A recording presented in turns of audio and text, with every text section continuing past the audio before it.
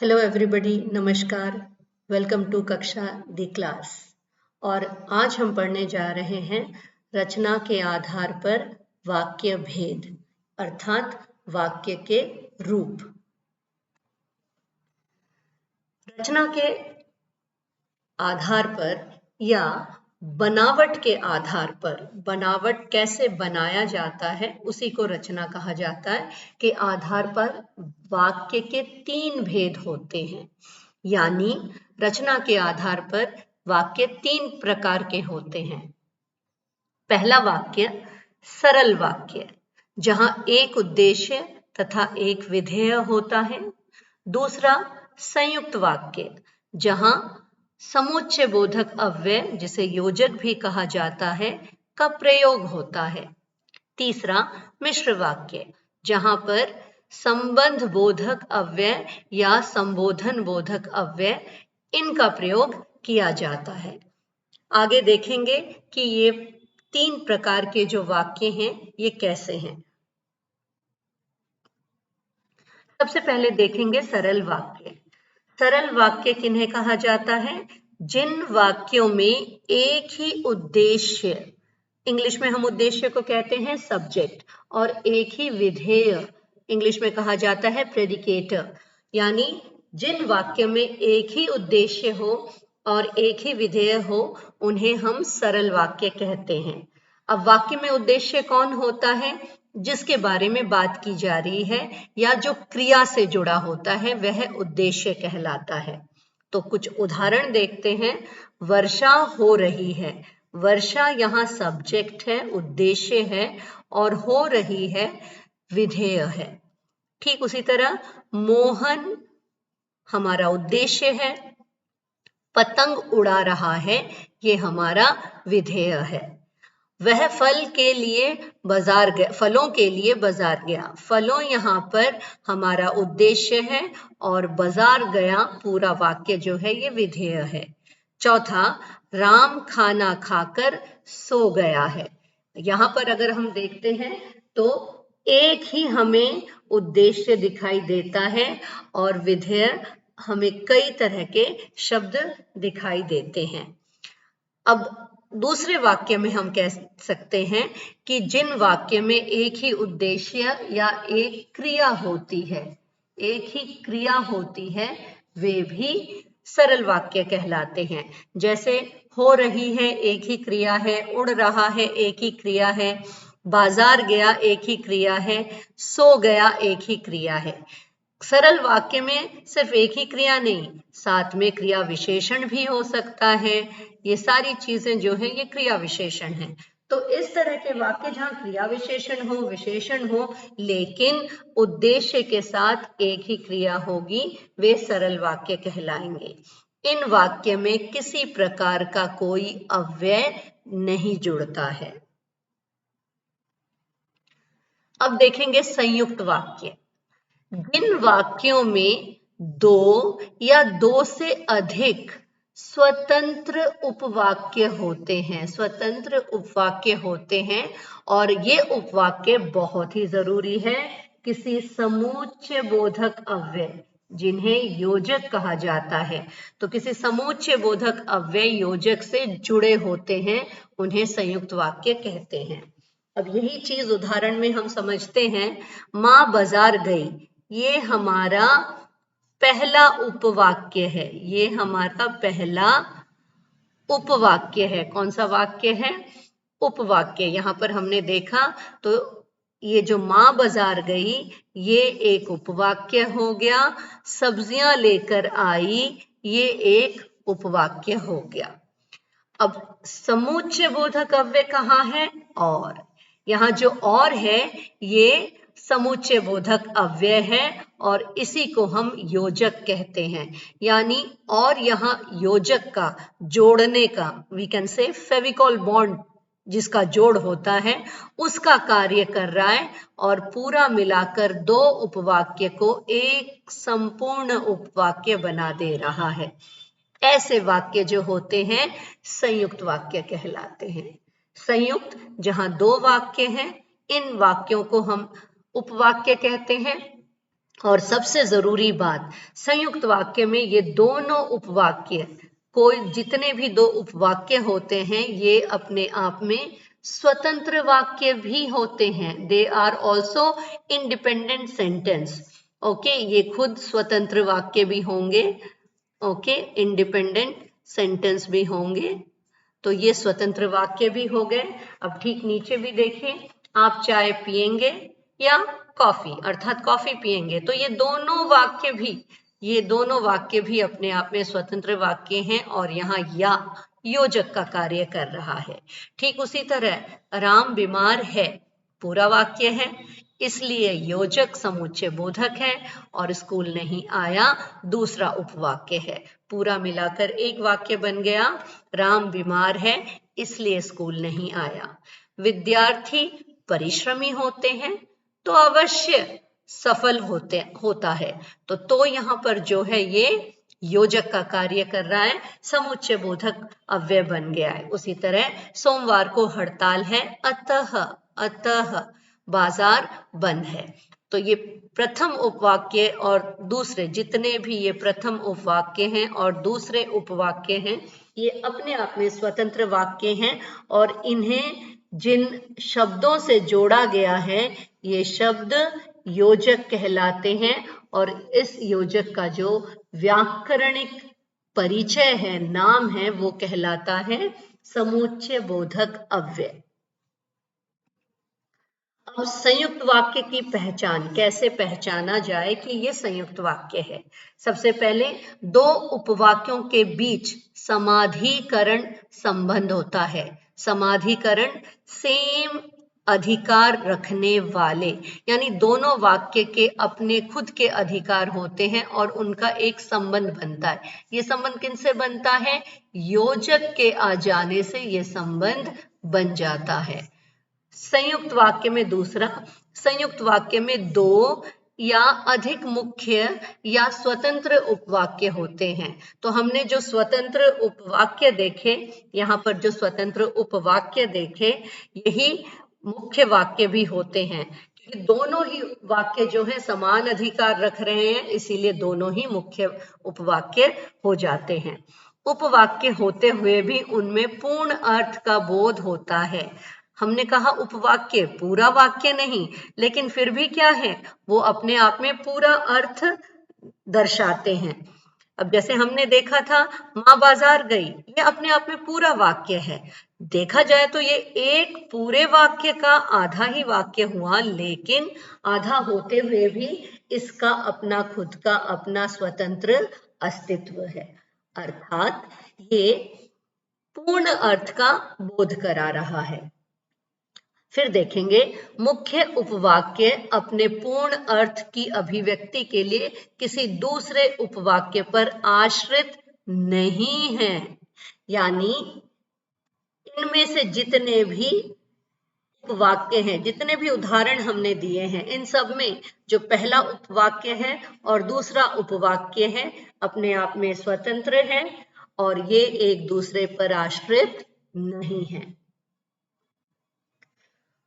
तीसरा और अंतिम प्रकार का वाक्य है रचना के आधार पर, और वो है मिश्र वाक्य। मिश्र वाक्य क्या होते हैं? जिन वाक्य में या जिस वाक्य में एक मुख्य उपवाक्य होता है और अन्य उपवाक्य जो भी उसके दूसरे उपवाक्य हैं वो आश्रित होते हैं, डिपेंडेंट होते हैं, यानी मुख्य उपवाक्य जब तक नहीं होगा आश्रित वाक्य को अर्थ नहीं मिलेगा, उसका पूर्ण अर्थ वो नहीं दे सकेगा। अर्थात एक मुख्य वाक्य होगा और दूसरा आश्रित वाक्य होगा, उसे मिश्र वाक्य कहते हैं। अर्थात जिन वाक्य में एक वाक्य आश्रित हो जाता है हम उन्हें मिश्र वाक्य कहते हैं। मिश्र वाक्य के उपवाक्य की संबोधन बोधक अव्यय कहलाता है, यानी कि संज्ञा से जुड़ा होता है, संज्ञा से जुड़ा होता है और ये संबोधन बोधक अव्यय हो जाता है। और जैसा तैसा, जो, वह, जब, तब, क्योंकि, इसलिए, परंतु आदि संबंध बोधक अव्यय होते हैं। इन्हें हम आगे अच्छी तरह से जानेंगे कि ये संबंध बोधक अव्यय और संबोधन बोधक अव्यय क्या होते हैं। ये व्याधिकरण योजक, कौन से व्याधिकरण योजक? जो योजक हम मिश्र वाक्य में प्रयोग करते हैं उन्हें व्याधिकरण योजक कहा जाता है। संयुक्त वाक्य में जिन योजक का प्रयोग होता है वो समुच्चय बोधक योजक होता है और मिश्र वाक्य में व्याधिकरण योजक बन जाते हैं, इनसे जुड़े होते हैं। अब हम उदाहरण देखेंगे। ऐसा लगता है कि महंगाई कम नहीं होगी।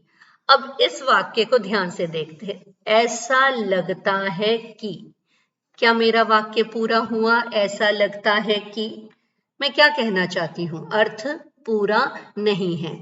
इसे कब पूरा अर्थ मिलेगा? जब मैं आगे कहूंगी महंगाई कम नहीं हुई है, तो क्या लगता है कि महंगाई कम नहीं हुई है। अर्थात ये जो हमारा वाक्य है, ये कौन सा वाक्य बन गया? ये बन गया हमारा आश्रित वाक्य। और महंगाई कम नहीं होती, ये बन गया हमारा मुख्य उपवाक्य।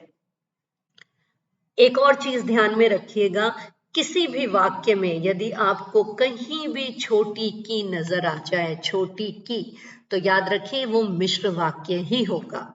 उसके बाद देखते हैं, जैसे ही शाम हुई वैसे ही बिजली चली गई। तो जैसे ही शाम हुई, क्या मेरा अर्थ पूरा हुआ? क्या मैं जो बात कहना चाहती हूँ वो मैं समझा पाई? नहीं। मुझे इस बात को पूरा करने के लिए यानी अपने अर्थ को समझाने के लिए ये कहना बहुत जरूरी होगा, वैसे ही बिजली चली गई। जब नई कक्षा में दाखिल होगा, अगेन ये मेरा पूरा वाक्य नहीं बना, ये वाक्य मुझे अर्थ नहीं दे रहा है। वाक्य कब अर्थ देगा? जब मैं आगे कहूंगी तब हम पढ़ेंगे। ठीक उसी तरह उस लड़के को बुलाओ, पूरा अर्थ नहीं दे रहा है। अर्थ कब बनेगा? जब हम कहेंगे जिसने काले जूते पहने हैं। तो समझ में क्या आया? समझ में आया कि ये जो पहले वाले हिस्से हैं ये आश्रित वाक्य हैं। ये वाक्य आश्रित होने से हमारा वाक्य क्या बन गया? मिश्र वाक्य बन गया। ओके, अब यहां पर व्याधिकरण योजक क्या है? ये जैसे ही, वैसे ही, जब, तब, उस, जिसने, ये व्याधिकरण योजक बन गए हैं। इनमें संबंध हो गया है, ये एक दूसरे से संबंधित है, ठीक है, और इसी के कारण ये मिश्र वाक्य बन गए हैं। अब कुछ उदाहरण हैं मिश्र वाक्य के। आश्रित और मुख्य उपवाक्य कैसे होते हैं?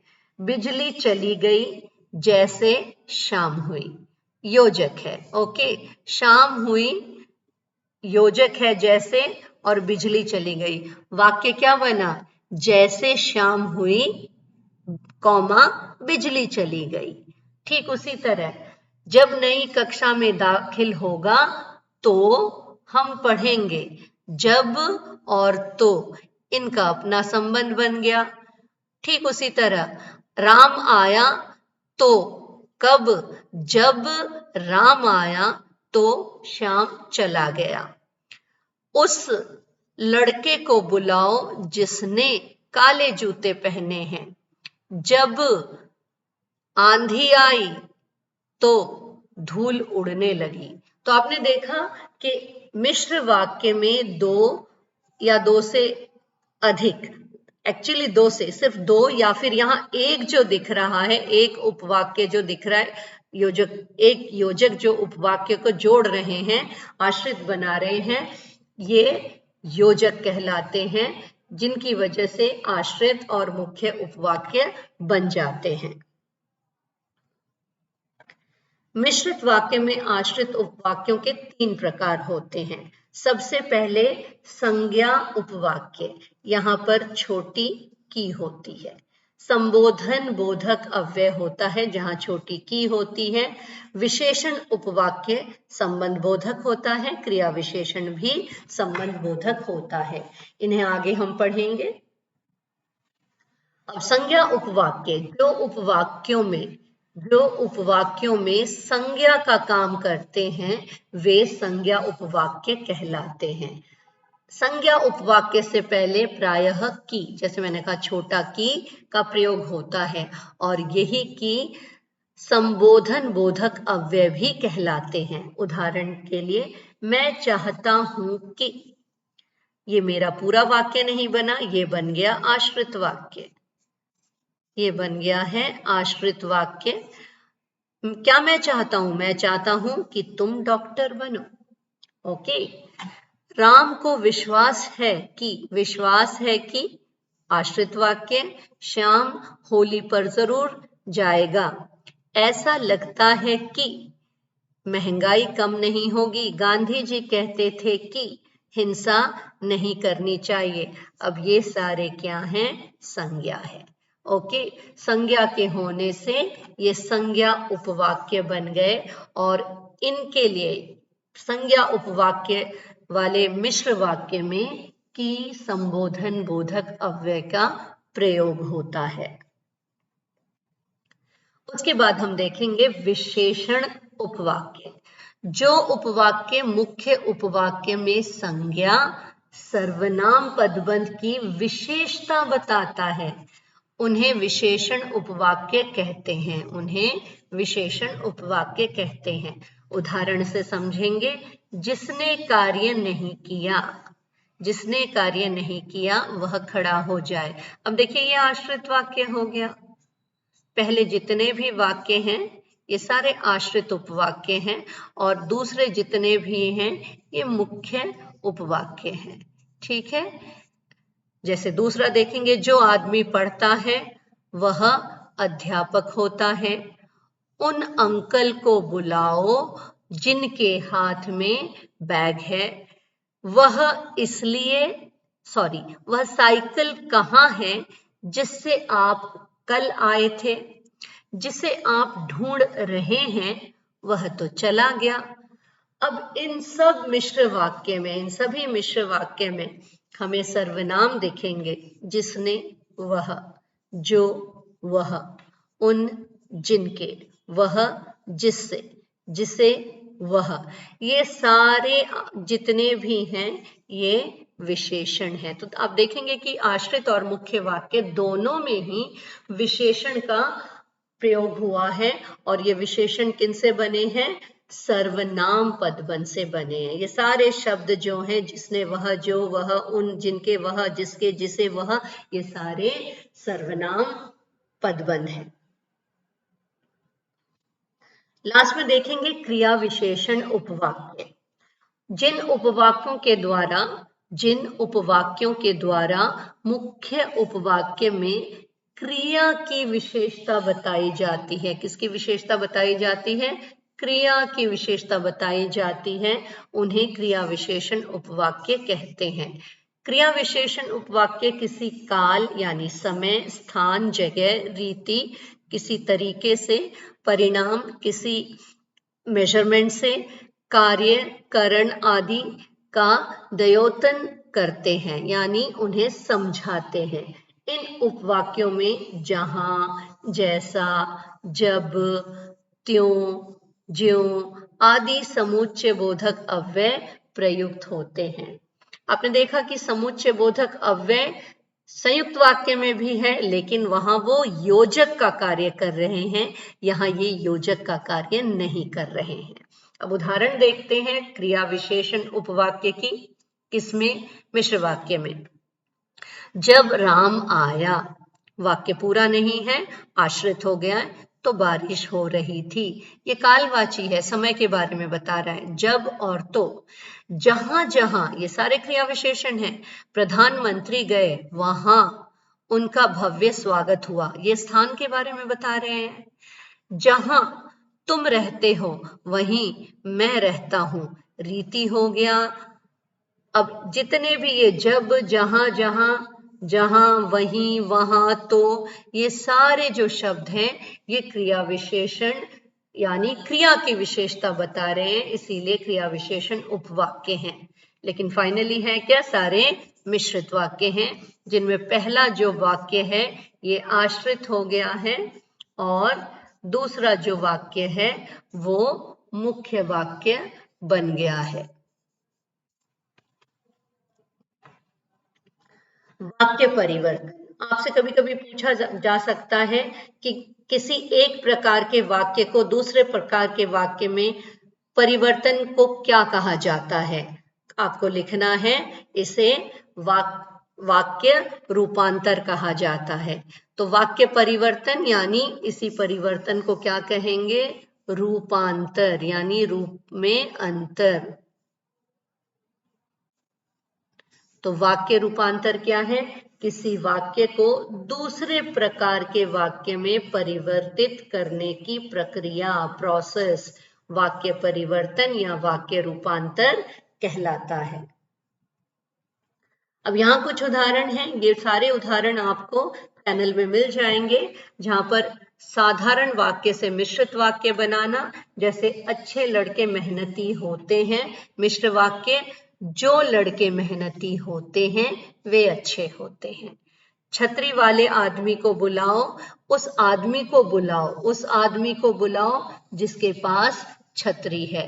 तो इस प्रकार आप देखेंगे साधारण वाक्य में किसी प्रकार के कोई भी अव्यय का प्रयोग नहीं हुआ है, जबकि मिश्र वाक्य में अव्यय का प्रयोग हुआ है। सरल वाक्य और संयुक्त वाक्य, आप खाकर आराम करें, आप खाना खाएं और आराम करें। सूर्यास्त होने पर अंधेरा छा गया, सूर्यास्त हुआ और अंधकार छा गया। तो सरल वाक्य में किसी प्रकार का कोई अव्यय नहीं है, लेकिन संयुक्त वाक्य में अव्यय के प्रयोग हुए हैं जो समुच्चय बोधक अव्यय अर्थात योजक का कार्य कर रहे हैं। उसके बाद मिश्र वाक्य और सरल वाक्य में देखिए, यदि आप घर आए तो आपसे बात हो, आप घर आइए और बात कीजिए। जब विद्यालय में पढ़ाई बंद हो गई तब हम घर लौट आए। विद्यालय में पढ़ाई बंद हो गई और हम घर लौट आए। यहाँ पर दो अव्यय का प्रयोग हुआ है, यहाँ एक ही बीच में योजक के रूप में अव्यय का प्रयोग हुआ है। यहाँ पर संबंध बोधक है, यहाँ समुच्चय बोधक है। ये सारे उदाहरण आपको चैनल में मिल जाएंगे। ये कुछ इंपॉर्टेंट क्वेश्चंस। सबसे पहले निम्नलिखित वाक्यों को ध्यानपूर्वक पढ़िए और रचना के आधार पर उनका भेद बताइए। प्रातःकाल जल्दी उठो और 1 घंटा नियमित रूप से व्यायाम करो। प्रातःकाल जल्दी उठो, पूरा वाक्य है। 1 घंटे नियमित रूप से व्यायाम करो, दूसरा पूर्ण वाक्य है। बीच में और योजक का प्रयोग हो गया है, इसीलिए ये बन गया है संयुक्त वाक्य।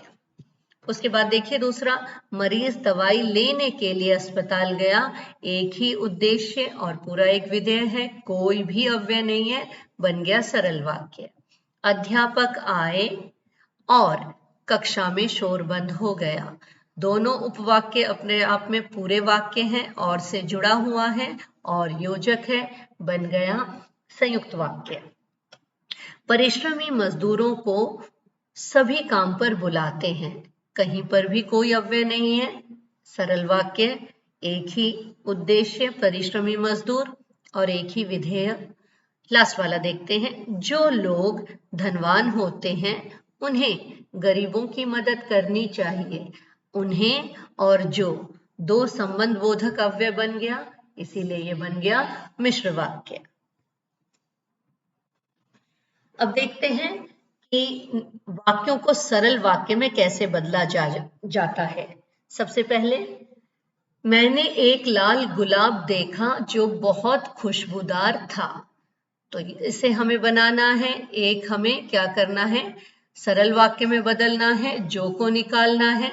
मैंने एक लाल खुशबूदार गुलाब देखा, तो जो निकल गया और बन गया मैंने एक लाल खुशबूदार गुलाब देखा। विशेषण पहले आ गया और क्रिया बाद में। कुत्ते भौंकने लगे तब चोर भाग गए। दो स्वतंत्र वाक्य, एक योजक, संयुक्त वाक्य। अब इसे सरल वाक्य बनाना है।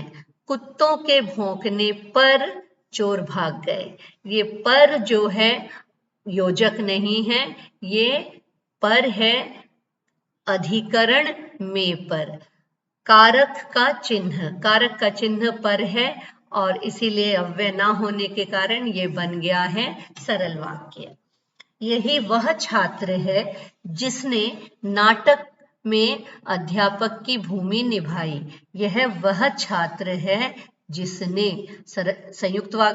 मिश्र वाक्य बन गया है और इसे सरल बनाना है। इसी छात्र ने नाटक में अध्यापक की भूमिका निभाई। कोई अव्यय नहीं है बीच में जोड़ने के लिए, इसीलिए ये बन गया है सरल वाक्य। यही वे महात्मा है जो अपनी ज्ञान भरी बातों से प्रभावित कर लेते हैं। यही वे और जो दो संबंध बोधक अव्यय मिश्र वाक्य सरल वाक्य बनाना है। ये महात्मा अपनी ज्ञान भरी बातों से प्रभावित कर लेते हैं। कहीं कोई अव्यय योजक के रूप में कार्य नहीं कर रहा है। पुलिस ने आंसू गैस छोड़ी और भीड़ तितर बितर हो गई। दो स्वतंत्र उपवाक्य और एक योजक से जुड़ा है संयुक्त वाक्य। अब इसे हमें सरल वाक्य बनाना है। पुलिस द्वारा आंसू गैस छोड़ने पर भीड़ तितर बितर हो गई। तो आपने देखा कि सरल वाक्य बनाने के लिए या तो ही का प्रयोग होता है या फिर पर का भी प्रयोग होता है। अब देखेंगे संयुक्त वाक्य में कैसे बदला जाता है। शहर जाने पर शामू मलेरिया से पीड़ित हो गया। सरल वाक्य शामू शहर गया और मलेरिया से पीड़ित हो गया और योजक बन गया समुच्चय बोधक अव्यय। मोबाइल फोन झपटने का अपराधी होने से उसे सजा हुई। सरल वाक्य उसने मोबाइल फोन झपटा था इसलिए योजक बना उसे सजा हुई।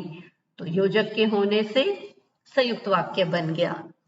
परिश्रम से कमाए गए धन को सोच समझकर खर्चा करना चाहिए या खर्च करना चाहिए। सोच समझकर कर का प्रयोग जैसे मैंने पहले भी कहा था सरल वाक्य में होता है। इसे संयुक्त वाक्य बनाना है। धन को परिश्रम से कमाया जाता है इसलिए उसे सोच समझकर खर्च करना चाहिए, इसलिए योजक का कार्य कर रहा है। आज तुम घर पर रहकर जानवरों की देखरेख का काम करो। घर पर रहकर, रहकर कर का प्रयोग हो गया सरल वाक्य। संयुक्त बनेगा आज तुम घर पर रहो और जानवरों की देखरेख करो।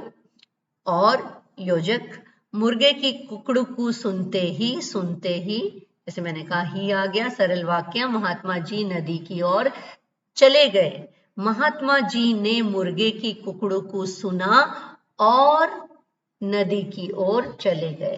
तो यहाँ ये और ये इसलिए और ये सभी वाक्य में योजक का कार्य कर रहे हैं, जिसकी वजह से ये सारे वाक्य जो हैं संयुक्त वाक्य बन गए। और इन सभी वाक्यों के पहले और दूसरे जो भी उपवाक्य हैं ये अपने आप में स्वतंत्र वाक्य हैं और दो स्वतंत्र वाक्य के होने से योजक के जुड़ने से ये पूरी तरह से संयुक्त वाक्य बन गए।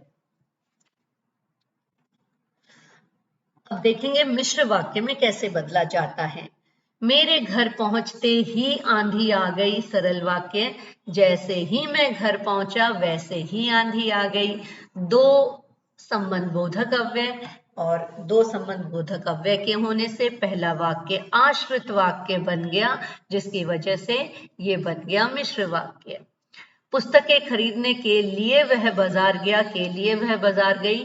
सरल वाक्य चूंकि उसे पुस्तकें खरीदनी थी इसलिए वह बाजार गई।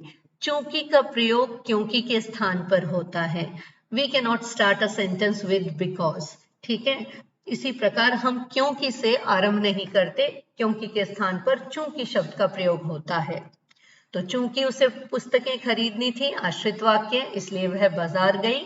दोनों क्या बन गए, संबंधबोधक अव्यय।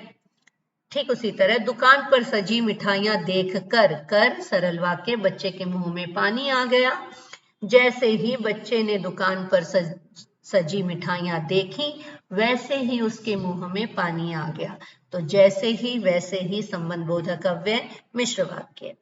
निराला जी द्वारा रचित कविता सभी को पसंद आई, सरल वाक्य। जो कविता निराला जी द्वारा रचित है वह सभी को पसंद आई, तो दो संबंधबोधक अव्यय, बन गया मिश्र वाक्य। गार्ड द्वारा हरी झंडी हिलाते ही, सरल वाक्य।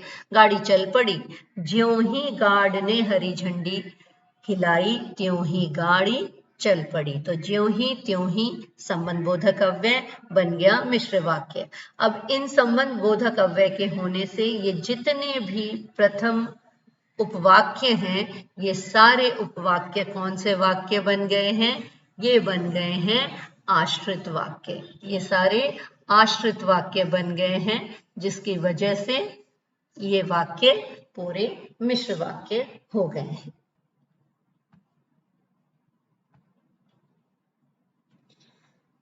चलिए आगे देखते हैं कुछ हाई ऑर्डर क्वेश्चंस। किन वाक्यों में योजक का प्रयोग होता है, किन वाक्य में योजक का प्रयोग होता है। योजक का संबंध हमने किससे समझाया आपको, संयुक्त वाक्य से। उदाहरण देकर समझाना है, तो संयुक्त वाक्य में योजक का प्रयोग होता है। और उदाहरण, मैं घर गया और पढ़ने बैठा। यहाँ पर और योजक का कार्य कर रहा है, तो ये बन गया संयुक्त वाक्य का उदाहरण। दूसरा, संयुक्त वाक्य में समुच्चय बोधक अव्यय की भूमिका क्या होती है, या भूमिका स्पष्ट कीजिए। तो उत्तर क्या है, संयुक्त वाक्य में समुच्चय बोधक अव्यय किसका कार्य कर रहा है, योजक का कार्य करता है। उदाहरण के लिए जैसे ऊपर वाला ही देखिए, मैं घर गया और पढ़ने बैठा, तो घर जाना और पढ़ने बैठना, तो ये और जो है ये समुच्चय बोधक अव्यय बन गया है।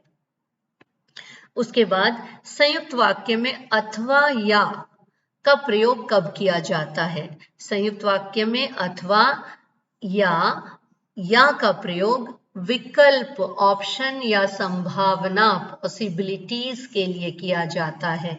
उदाहरण देखेंगे, आप चाय पिएंगे या कॉफी, तो आपको ऑप्शन दे दिया गया है चाय की और कॉफी की। दूसरा उदाहरण, पैदल जाना ठीक रहेगा या अथवा गाड़ी में, यानी आपको पैदल और गाड़ी के बीच एक विकल्प दे दिया गया है, ऑप्शन दे दिया गया है। तो अथवा या का प्रयोग विकल्प या संभावना के लिए किया जाता है। अंत में और दो क्वेश्चन देख लेते हैं। संयुक्त वाक्य में लेकिन और परंतु जैसे समुच्चय बोधक अव्यय कब प्रयोग होता है। लेकिन और परंतु समुच्चय बोधक अव्यय संयुक्त वाक्य में विपरीत विचारों को जोड़ने के लिए किया जाता है। विपरीत, टू डिफरेंट थॉट प्रोसेस को, विचारों को, तो विपरीत विचार याद रखना है। उदाहरण के लिए, भाई साहब ने बहुत मेहनत की परंतु पास नहीं हुए, तो ये विपरीत हो गया। मेहनत करना और पास नहीं होना, ये दो ऑपोजिट विचारधारा हो गए हैं, इसीलिए परंतु का प्रयोग किया गया है। यदि और तो संबंध बोधक, यदि संबंध बोधक किसमें आएगा, मिश्र वाक्य में। यदि और तो अव्यय का प्रयोग कब होता है, संबंध बोधक अव्यय का प्रयोग, यदि और तो संबंध बोधक अव्यय का प्रयोग मिश्र वाक्य में शर्त और परिणाम को व्यक्त करने के लिए किया जाता है। ओके, कारण और उसके रिजल्ट को एक्सप्रेस करने के लिए, व्यक्त करने के लिए किया जाता है। जैसे यदि आप मेहनत करोगे, शर्त क्या है कि आप मेहनत करो तो जरूर पास होंगे। तो विचार क्या है, आप पास हो जाओगे, रिजल्ट क्या मिलेगा आपको, पास हो जाओगे। लेकिन क्या शर्त है, पढ़ाई तो करो, यदि आप मेहनत करोगे तो आप जरूर पास हो जाओगे। इसी के साथ आज यहाँ मिश्र वाक्य खत्म करते हैं।